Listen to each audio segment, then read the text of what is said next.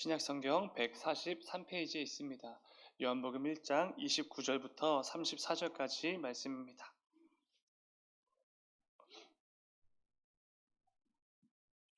다 찾으신 줄 믿고 우리 한 절씩 교독하고 마지막 34절은 함께 읽겠습니다. 제가 먼저 읽겠습니다.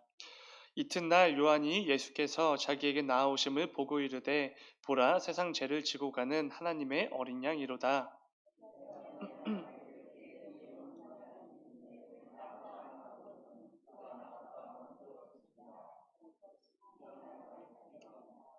나도 그를 알지 못하였으나 내가 와서 물로 세례를 베푸는 것은 그를 이스라엘에 나타내려 함이라 하니라.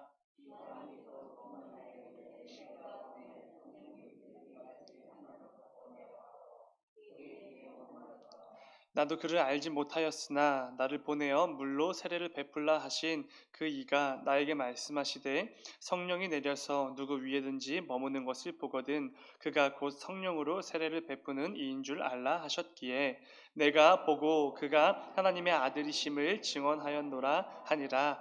아멘. 잠시 기도하겠습니다. 사랑해 주님, 감사합니다. 아버지, 오늘도 주님께서 허락해 주신 또 귀한 하루를 또 시작합니다. 아버지, 특별히 또 그 시작하는 그 시간 가운데 하나님 앞에 먼저 나와 예배로 이 하루를 열게 하시니 또 시작하게 하시니 주의 진정으로 감사를 드립니다.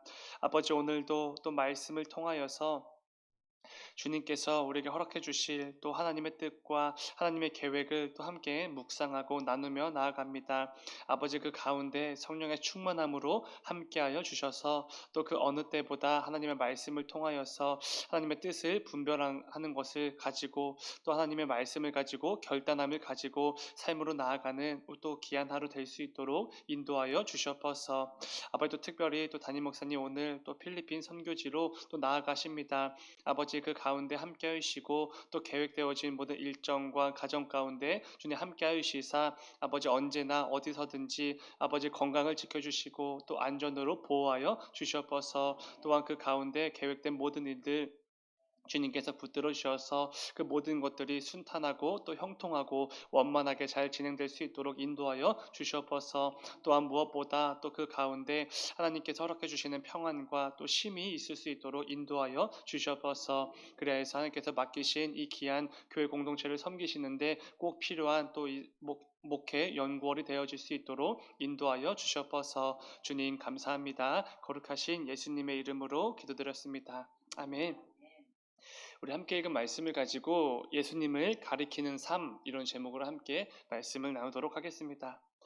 어제 새벽 우리는 우리를 향한 하나님의 사랑과 은혜에 대하여 말씀을 나누었습니다.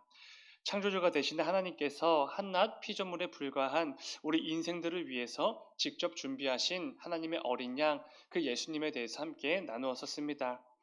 이 세상의 모든 죄를 대신 지시고 제거하실 수 있는 유일한 분이신 그 예수님을 통해 우리에게 구원이라는 이 놀라운 은혜를 주셨구나, 이 사실에 대해서 어제 새벽에 함께 묵상했습니다. 그러면서 어제 말씀을 사도 바울의 권면과 함께 맺었던 거 다들 기억하실 것입니다. 우리가 이제는 어둠이 아니라 빛의 자녀들이기 때문에 그 빛의 자녀들답게 그 가운데 합당하게 행하여 한다라는 것입니다. 그렇다면 여러분, 놀라운 사랑과 은혜를 받은 자들에게 합당한 삶, 합당한 모습은 무엇이겠습니까? 물론 여러 가지 모습들이 있겠지만 오늘은 말씀을 통해 한 가지를 나누어 보려고 합니다. 그것은 오늘 말씀의 제목처럼 우리의 삶을 통해 예수님을 가리키는 삶, 이런 제목입니다. 아무런 자격도 없고 비참한 존재에 불과한 우리들이 하나님의 그 풍성하신 은혜와 사랑을 거저 받아 누리고 있다면 우리의 삶은 반드시 예수님을 가리키는 삶이 되어야만 할 것입니다. 이 새벽에도 말씀을 통해 우리를 향한 하나님의 그 음성에 귀 기울이시는 귀한 새벽이 되기를 간절히 소망합니다. 오늘 본문 30절을 보시면은 이렇게 말씀합니다. 내가 전에 말하기를 내 뒤에 오는 사람이 있는데 나보다 앞선 것은 그고 나보다 먼저 계심이라 한 것이 이 사람을 가리킴이라. 아멘. 여기서 중요한 부분은 마지막에 위치한 이 사람을 가리키다라는 이 부분입니다. 우리가 가진 이 한글 성경에는 30절 맨 마지막에 있지만 헬라어 원어 성경을 보면 30절 맨 앞에 위치한 것을 알 수 있습니다. 헬라어는 우리가 잘 아는 것처럼 그 문장에서 가장 중요한 거, 가장 강조하고 싶은 것을 문장 맨 앞에 두는 경우가 종종 있습니다. 그러니까 세례 요한이 지금부터 그러니까 30절부터 34절을 통해서 예수님에 대해서 말하고 있는데 그 가운데 가장 중요한 것이 이 사람 예수님을 가리키는 것, 이것이 가장 강조점을 두고 있다는 것입니다. 이것은 이렇게 해석할 수 있습니다. 자칫 사람들의 시선과 관심이 오직 예수님께만 돌려져야만 하는데 그것이 예수님이 아니라 자기 자신에게 돌려질까봐 사람들의 관심과 시선이 자기에게 향할까봐 그것을 염두에 두고 말하고 있는 것을 알 수 있습니다. 자기 자신은 철저하게 숨기고 뒤로 빠지고 모든 관심과 시선을 오직 예수님에게만 돌리고 있다라는 것입니다. 그런데 이것은 30절만 해당되는 것이 아니라 이전에도 계속해서 세례 요한이 사역을 감당할 때 반복적으로 보여주었던 모습입니다. 본문이 속한 1장 15절을 보면은 이런 말씀이 있습니다. 요한이 그에 대하여 증언하여 외쳐 이르되 내가 전에 말하기를 내 뒤에 오시는 이가 나보다 앞선 것은 나보다 먼저 계심이라 한 것이 이 사람을 가리킴이라 하니라. 30절과 거의 동일한 말씀입니다. 여기서도 세례 요한은 자신을 철저하게 낮추고 예수님을 높이고 강조하고 있는 것을 볼 수 있습니다. 그리고 27절 말씀을 보시면 곧 내 뒤에 오시는 그 이라 나는 그의 신발끈을 풀기도 감당하지 못하겠노라 하더라. 아멘. 세례 요한이 어떤 마음으로 그리고 어떠한 것을 강조하면서 사역을 감당했는지 잘 알 수 있는 대목입니다. 이 말씀은 자신은 너무 비천하고 낮은 존재여서 감히 예수님의 신발끈을 풀어드리는 그런 하찮은 일조차도 감당할 수 없다 이렇게 말하는 것입니다. 표현은 다르지만 마찬가지로 자기 자신은 한없이 낮추고 숨기면서도 동시에 예수님을 한없이 높이고 드러내고 있는 것을 잘 알 수 있습니다. 세례 요한은 자신의 삶을 통해 철저하게 예수님만 드러내기로 작정한 사람처럼 보입니다. 자신의 모습을 통해 예수님만을 가리키기로 작정한 사람처럼 보이는 것입니다. 그런데 사실 이것은 너무나 당연한 것입니다. 왜냐하면 하나님께서 세례 요한을 이 땅에 보내신 분명한 이유가 있기 때문이지요. 본문 1장 8절입니다. 그는 이 빛이 아니요 이 빛에 대하여 증언하러 온 자라. 아멘. 여기서 말하는 빛은 당연히 우리 예수님이십니다. 어둠 그 자체인 우리에게 생명을 주시는 유일한 빛이신 예수님이시지요. 중요한 것은 그 빛에 대하여 증언하러 온 사람, 그 사명을 위해 하나님께로부터 보냄을 받은 사람, 그가 바로 세례 요한이라는 것입니다. 세례 요한은 이 사실을 잘 알았기에 그리고 자신의 위치를 너무나도 잘 알고 있었기 때문에 자신의 삶을 통해 다른 것을 하지 않았습니다. 오직 예수님만 드러내고 예수님만을 가리키기로 작정하고 실제로 그 가운데 도구로서 쓰임을 받았던 것이지요.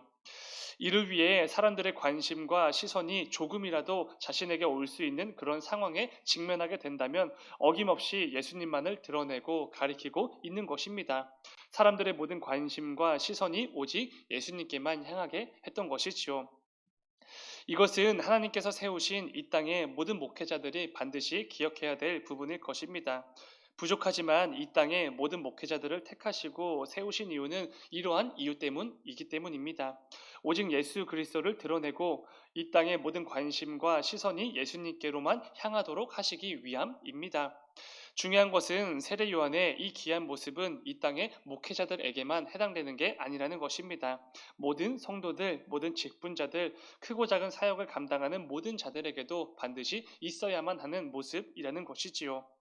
우리 모두가 각자의 삶을 통해 또 사역을 감당하는 그 현장의 모습을 통해 자신에게 향할 수 있는 그 사람들의 관심과 시선을 전부 예수님에게만 돌릴 수 있어야 한다는 것입니다. 만약 이것이 이루어지지 않으면 뭔가 잘못되고 있다는 것을 분명히 기억해야 된다는 것이지요. 이것이 하나님께서 우리에게 원하시는 모습일 것입니다. 그런데 여러분 다들 아시겠지만 이러한 삶, 이러한 모습은 결코 쉽지 않다는 것입니다. 사실 너무나 어려운 것이지요. 여러분 사울과 다윗의 경우를 생각해 보시기 바랍니다. 사울 왕과 다윗 왕 둘 다 하나님께로부터 귀한 사명을 받아 이스라엘의 왕으로 택함을 받고 세워진 사람들입니다. 그런데 그 가운데 다윗은 하나님께로부터 내 마음에 합한 자 이런 칭찬을 듣게 됩니다. 반면에 사울은 어떻습니까? 내가 그를 왕으로 세운 것을 후회한다 이런 말을 들었던 사람입니다. 우리가 잘 아는 것처럼 성경은 말씀합니다. 하나님은 후회가 없으시다. 그런데 그런 하나님께서 후회하신다라고 말씀하실 정도로 사울은 엉망이었던 것이지요. 그리고 끝내 죄에서 돌이키지 않았던 사울은 하나님께 버림을 받게 됩니다. 그런데 여러분, 사울이 하나님께 버림받은 결정적인 이유가 무엇입니까? 자기 자신을 위해 기념비를 세웠기 때문입니다. 여러분, 기념비가 무엇입니까? 누군가를 높이고 인정하고 후대에도 계속해서 존경을 받도록 하기 위한, 그러니까 사람을 높이기 위한 가장 최고의 방법 중에 하나입니다. 그런데 사울이 감히 하나님을 위한 기념비가 아니라 자신을 위한 기념비를 세웠던 것이지요. 물론 사울은 위대한 업적들을 많이 남겼던 이스라엘의 왕인 것은 분명합니다. 그런데 그 업적들 누가 세워주신 것입니까? 당연히 하나님께서 세워주셨습니다. 이스라엘의 참된 주인이자 이스라엘의 진짜 왕이신 하나님께서 이루어주신 하나님의 업적들입니다. 그런데 사울은 그것을 망각하고 마치 자기가 잘나서 가능했던 것처럼 기념비를 세웠던 것입니다. 모든 영광을 하나님께 돌려야 하는 것이 마땅한 것인데 감히 하나님께서 취하셔야 할 그 영광들을 자기가 취하려고 했던 것입니다. 하나님은 그런 사울을 왕으로 세우신 것을 후회하셨고 그를 버리셨습니다. 그런데 안타까운 것은 사실 저와 여러분의 삶을 하나하나 뜯어보게 되면 사울과 다윗 중 늘 사울과 가깝다는 것입니다. 오직 하나님께 영광을 돌려야 한다는 것도 알고 우리의 삶을 통해 예수님만 드러내야 한다는 것도 너무나도 잘 알지만 우리의 삶 속에서 마치 사울과 같이 말하고 행동할 때가 너무나 많다는 것이지요. 그럴 때 우리는 사울이 어떠한 결과를 맞이하게 됐는지 분명히 기억할 수 있어야 합니다. 그리고 그런 부족한 우리들에게 하나님께서 오늘 말씀을 통해서 분명히 말씀해 주시지요.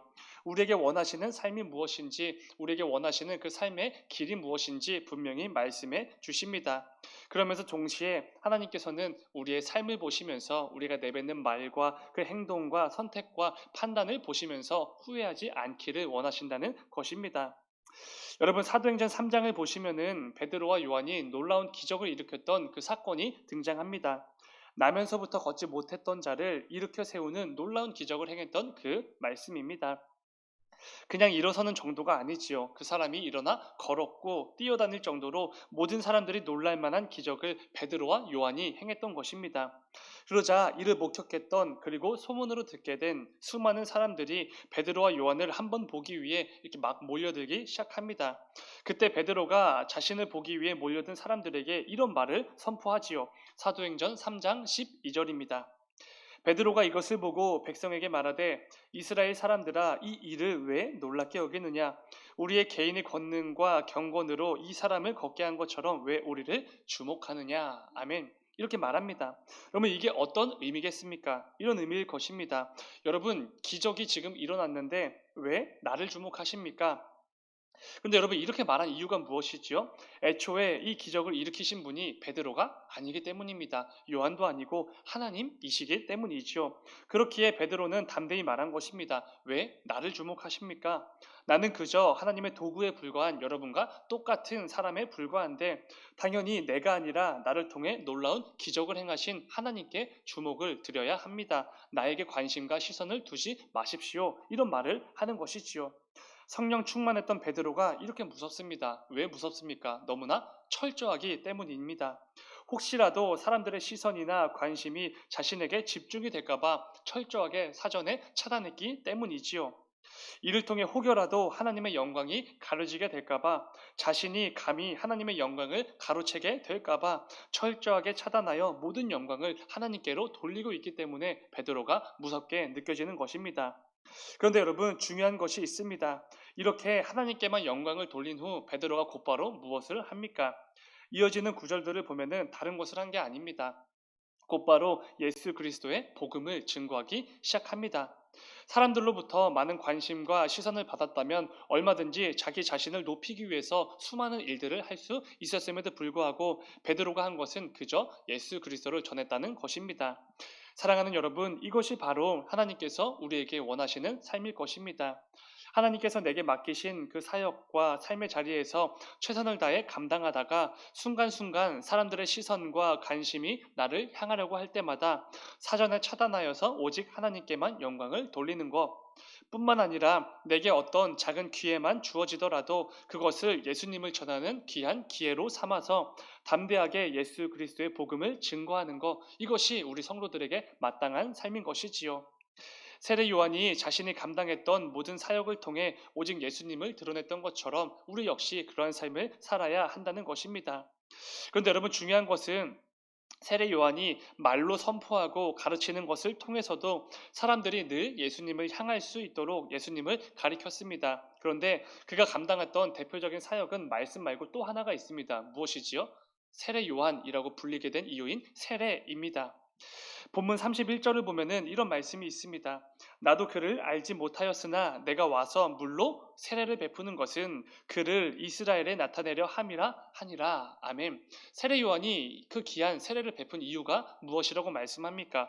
예수님을 이 땅에 드러내게 하려고 이것 때문에 세례를 베풀었다. 이렇게 말씀합니다. 물론 여기에는 굉장히 깊은 신학적인 의미가 담겨져 있지만 오늘은 그냥 문자에만 집중해서 말씀을 나누겠습니다.